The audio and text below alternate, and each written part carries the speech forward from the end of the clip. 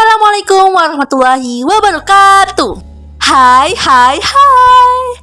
Kembali lagi dengan Chelsea Dea Lova. Pada kesempatan kali ini, saya akan membahas seputaran hukum Archimedes. Pernahkah kalian lihat film Titanic? Film yang cukup menyedot perhatian dunia karena mengangkat kisah nyata tentang tenggelamnya kapal Titanic. Titanic dikenal sebagai kapal yang sangat mewah. Pelayanannya pada saat itu sangat dinantikan. Peristiwa tenggelam kapal terjadi setelah kapal menabrak gunung es dan terjadi kebocoran.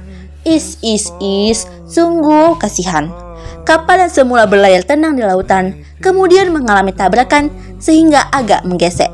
Ini mengakibatkan plat lambung Titanic melengkung ke dalam di sejumlah tempat di sisi kanan kapal dan mengoyak 5 dari 16 kompartemen kedap airnya.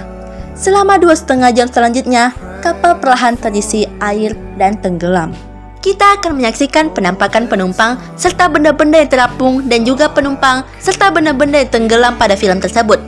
Mengapa ada benda yang bisa tenggelam? Mengapa ada benda yang terapung? Dan mengapa ada benda yang melayang? Nah, film ini sebetulnya penuh dengan teorinya hukum Archimedes loh. Teori ini digagas oleh seorang ilmuwan bernama Archimedes dari Yunani. Ada unik kisah di balik penemuan hukum Archimedes. Mau tahu? Check it out!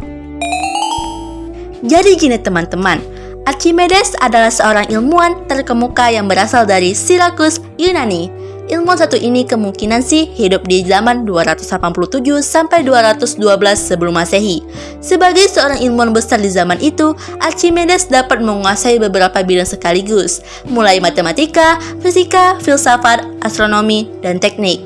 Archimedes yang hidup pada zaman sebelum adanya kertas maupun pensil, namun ia mampu merumuskan berbagai rumus mengenai gaya apung, prinsip tata tuas, sistem katrol, dan masih banyak lagi yang dibahas dalam buku seri tokoh dunia yang berjudul Archimedes Penemu Prinsip Gaya Berat.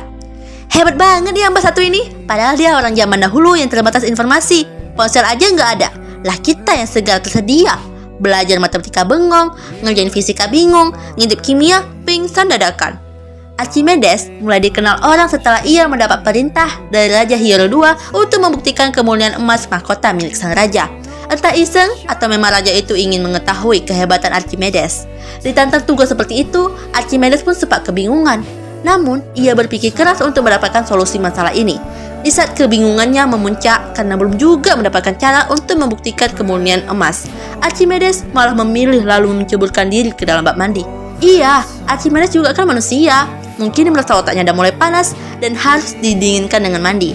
Ketika ia masuk ke dalam bak mandi yang penuh dengan air, dia memperhatikan bahwa ternyata ada air yang tumpah ke lantai. Penasaran, dia coba berulang-ulang. Sambil pikiran menerawang memikirkan mahkota raja, sebuah ide pun turun. Dan dia sempat berteriak, "Eureka!" Tak disangka dari kejadian mandi itu, dia mendapatkan teori yang pada akhirnya kemudian bisa membuktikan kemurnian emas milik sang raja. Makanya harus rajin mandi ya guys. Nah, bagaimana cara Archimedes membuktikannya? Berbekal hipotesisnya selepas mandi, Archimedes selalu memasukkan mahkota ke dalam air. Perubahan volume akibat air masuknya mahkota tersebut lalu dijadikan dasar untuk menentukan massa jenis. Kemudian, dia membagi massa mahkota dengan besarnya perubahan volume air. Nah, massa jenis yang ia dapat dari hasil percobaan itu lalu disamakan dengan massa jenis emas murni. Jadi, dia masukkan mahkota dan emas murni ke dalam air dengan volume yang sama. Air yang terpindahkan oleh emas dengan mahkota tidak lain seharusnya sama, ternyata didapatkan kenyataan beda. Nah, dapatlah kesimpulan emas yang di mahkota raja ternyata bukanlah emas murni, tetapi campuran. Nah, begitu dia kisah unik dari ilmuwan Archimedes. Sekarang kita bahas lebih dalam hukum Archimedes. Hukum Archimedes berbunyi, suatu benda yang dicelupkan sebagian atau seluruhnya ke dalam zat cair akan mengalami gaya ke atas yang sama dengan berat zat cair yang dipindahkannya. Jadi, hukum ini menjelaskan adanya keterkaitan gaya benda dan gaya ke atas pada suatu benda jika dimasukkan ke dalam air. Akibat adanya gaya angkat ke atas atau gaya apung, tentunya benda yang ada di dalam zat cair beratnya akan mengalami pengurangan. Akibatnya, benda yang diangkat dalam air akan terasa lebih ringan jika dibandingkan saat diangkat ke darat. Nah, hukum Archimedes mengisyaratkan 3 keadaan. Yang pertama, tenggelam. Keadaan ini terjadi ketika massa jenis zat cair lebih kecil dari massa jenis benda. Contohnya, besi atau baja akan tenggelam jika dimasukkan ke dalam air karena massa jenis besi lebih besar dari massa jenis air. Pada keadaan tenggelam, berat benda di dalam cairan lebih besar dibandingkan gaya ke atas oleh cairan, yaitu gaya tekan air lebih kecil dari berat benda. Selanjutnya, melayang. Keadaan ini terjadi ketika massa jenis zat cair sama dengan massa jenis benda. Benda yang melayang berada di atas dasar bejana dan permukaan cairan. Contohnya, telur yang dimasukkan ke dalam air yang lalu ditambahkan sedikit garam akan melayang karena massa jenis keduanya sama, yaitu gaya tekan air sama dengan berat benda. Hal yang sama terjadi pada ikan. Ikan dapat menyamakan beratnya dengan berat air yang dipindahkan supaya bisa melayang. Caranya, apakah ikan akan mengisi pundi-pundi berenangnya dengan udara? Yang terakhir adalah terapung. Keadaan ini terjadi saat massa jenis zat cair lebih besar dari massa jenis benda.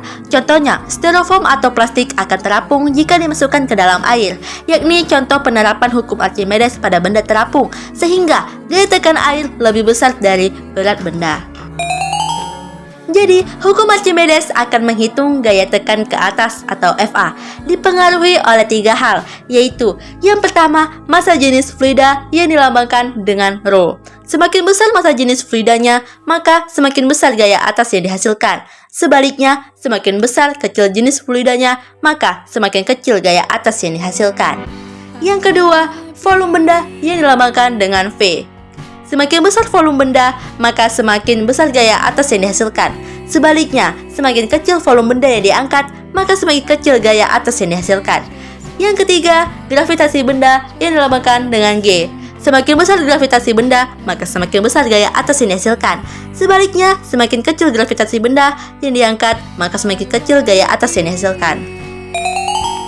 Selanjutnya adalah rumus dari hukum Archimedes, yaitu F sama dengan ρ kali G kali V, di mana FA adalah gaya tekan ke atas satuan Newton yang dilambangkan dengan N, ρ adalah massa jenis satuan kilogram per liter, G adalah gravitasi satuan Newton per kilogram, V adalah volume satuan meter kubik.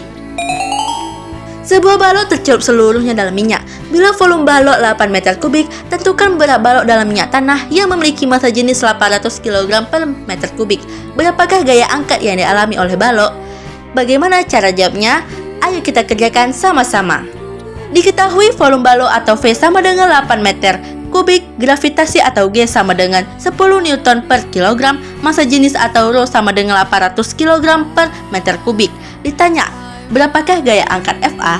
Yang dijawab sama dengan FA sama dengan ρ kali G kali V, sama dengan 800 kg per meter kubik kali 10 Newton per kilogram kali 8 meter kubik. Jawabannya adalah 64.000 Newton.